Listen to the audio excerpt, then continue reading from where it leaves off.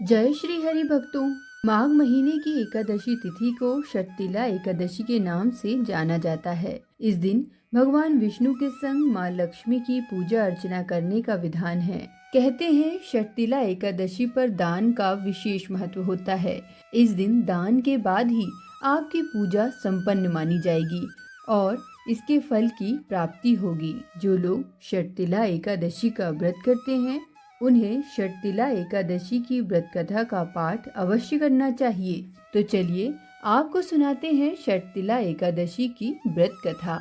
एक समय की बात है, एक ब्राह्मण स्त्री अपने पति की मृत्यु के बाद अपना जीवन भगवान विष्णु की भक्ति में लीन कर देती है।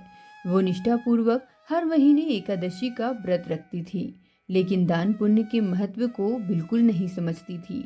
उसकी भक्ति में अगर कुछ कमी थी तो वो थी त्याग की और उदारता का भाव। धर्मपरायण होने के बाद भी वो हमेशा पूजा और व्रत करती थी, लेकिन कभी भी दान नहीं करती थी और न ही देवी देवताओं और ब्राह्मणों को धन या अन्य का दान किया करती थी। ब्राह्मणी की पूजा और व्रत से जगत के पालनहार भगवान विष्णु प्रसन्न थे, लेकिन ब्राह्मणी द्वारा दान नहीं करता देख भगवान विष्णु चिंतित भी हुए। उन्होंने सोचा कि मेरी ये भक्त इतनी श्रद्धा से मेरी उपासना करती है, लेकिन दान के बिना उसकी भक्ति अपूर्ण है। तब उन्होंने एक लीला रची।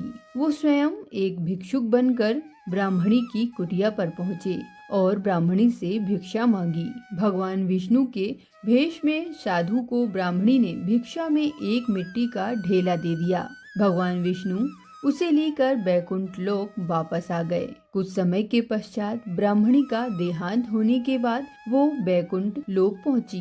ब्राह्मणी को भिक्षा में मिट्टी को देने की वजह से बैकुंठ लोक में उसे महल की प्राप्ति हुई, लेकिन उसके घर में अन्न बिल्कुल भी नहीं था। ये सब देख ब्राह्मणी घबराकर भगवान विष्णु के पास गई और विनती भाव से पूछा, हे प्रभु, मैंने जीवन भर आपकी आराधना की, फिर भी मेरी कुटिया इतनी सूनी क्यों है? तब भगवान विष्णु ने उसे दान के महत्व और भिक्षा में मिट्टी का ढेला देने की बात याद दिलाई। उन्होंने कहा, तुम्हारी भक्ति सच्ची है, लेकिन दान के बिना वो पूर्ण नहीं होती। जब देव कन्याएं तुमसे मिलने आए तब तुम अपनी महल का द्वार खोलना, तब वो तुम्हें षटतिला एकादशी व्रत की महिमा बताएंगी। भगवान की आज्ञा का पालन करते हुए ब्राह्मणी ने प्रतीक्षा की। कुछ समय बाद दिव्य सौंदर्य से परिपूर्ण देव कन्याएं उसके महल पर पहुंची। ब्राह्मणी ने उनसे षटतिला एकादशी व्रत के बारे में पूछा। देव कन्याओं ने उसे इस व्रत की विधि